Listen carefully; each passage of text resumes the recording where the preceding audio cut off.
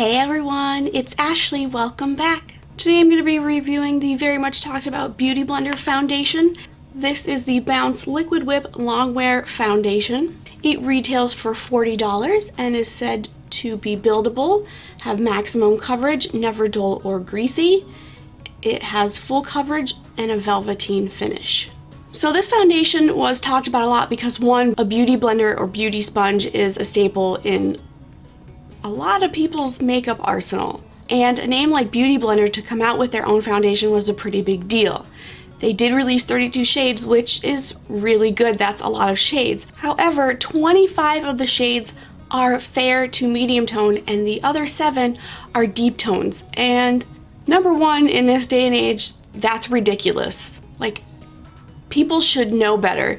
Number two, you would think after the Tarte Shape Tape foundation fallout that they had crap pigments for deep tones and the backlash that they received, that Beauty Blender would have took a note from this and said, okay, we need to cater to everyone, because that's what a lot of great brands are doing right now. I know Fenty caters to all skin tones, and not only is their formula amazing, but the fact that pretty much anyone can get a foundation is a big thing right now. I don't know from experience, but all I have to say is it has to be a huge bummer to walk into a store and not being able to get a piece of makeup because they don't have your shade, especially when everybody is talking about it and they're super excited about it.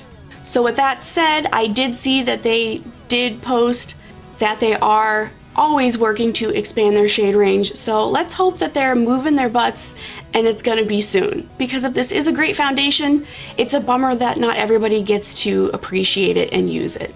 But with that said, I'm gonna dive in and try out this foundation to see if it's worth it, even if it leaves a bad taste in your mouth. So to get my hair out of my way, I am just gonna be weird and use these cat ears that I got at Raleigh Supercon. Okay, so I am using the shade 1.10.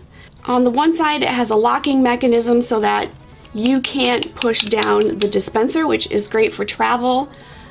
And then when you do unlock it, it sort of spurts out at a 45-degree angle, and you could choose to either have it spurt out here and pick it up from here, or put it right on your Beauty Blender. Now, I hate having messy stuff, but I also don't like putting foundation right on my Beauty Blender. If you've seen my other foundation videos, I always like to dot it on my face. So I think what I'm gonna do is I'm gonna bite the bullet and try this out how it's made to be. I'm gonna let it disperse onto the little tray here, and with my Beauty Blender just pick up a little bit at a time and blend it into my face. I'm gonna unlock this guy, and here's to hoping it doesn't just spray everywhere. Okay, it doesn't come out like a huge spray. So I'm just gonna do 2 pumps. The tray is nice and concave. So I'm just gonna take a damp Beauty Blender, take a little bit and kind of like blend it off in the pan here, and just start blending.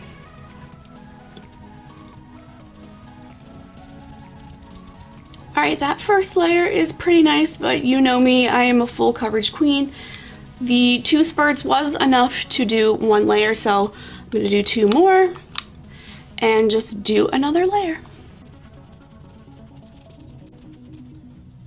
Okay, that is really nice. That feels very, very hydrating. I definitely need to give it a minute to dry down. I don't even want to touch it right now because it feels sticky. This actually didn't make too big of a mess. I will need to use like my towel and wipe it off just to keep it clean and not disgusting. And then I always need to remember to lock it. And this is a fluid ounce, which is pretty standard for foundations. Alright, so while I'm giving this time to dry down, I am going to put on my concealer to see how it wears on top of the foundation. I am using the Too Faced Born This Way Multi-Use Sculpting Concealer in the shade Snow. And then I'm going to use my Hourglass Veil Translucent Setting Powder and set under my eye. I'm also going to take just a tiny bit of this setting powder on a brush and just very lightly buff it over my face to set my foundation, but I don't want to make it too dry and take away from this moisture that it has given my face. So with that teensy tiny bit, I mean, like, I lightly dusted my brush and tapped off a ton of the excess. So with that teensy tiny bit of setting powder, it definitely set the foundation. It's very nice. It's not coming off on my hands or anything like that. The concealer built really nicely on top of the foundation. It didn't skip or pull or anything like that. But overall, I feel like it did a pretty good job. I wouldn't say it's full coverage. Granted, I only did 2 coats. I guess I'd probably have to do 3 coats because you can still see just a teensy tiny bit of my sun damage, but it's pretty much covered. Yeah, it's like almost gone. This is pretty decent coverage. And I like the finish. I feel like it makes my skin glow a little bit. So I'm sorry that I'm not going to be able to do kind of a wear test check-in. I have a bunch of stuff to do. I have physical therapy to go to. But I just wanted to give you a quick overview. This is definitely a nice foundation. However, they need to get their act together with the shades. So hopefully in the next month or 2, they will have more and they will make all the demographics happy, as they should. Alright, that's it for this video. I hope you enjoyed it. Now go have yourself an awesome day. Bye. Hey guys, I just wanted to give you a quick update about this Beauty Blender foundation. It is definitely not for me. It is not for dry skin. After wearing it all day yesterday and trying it again for a second day, it just makes my skin very dry.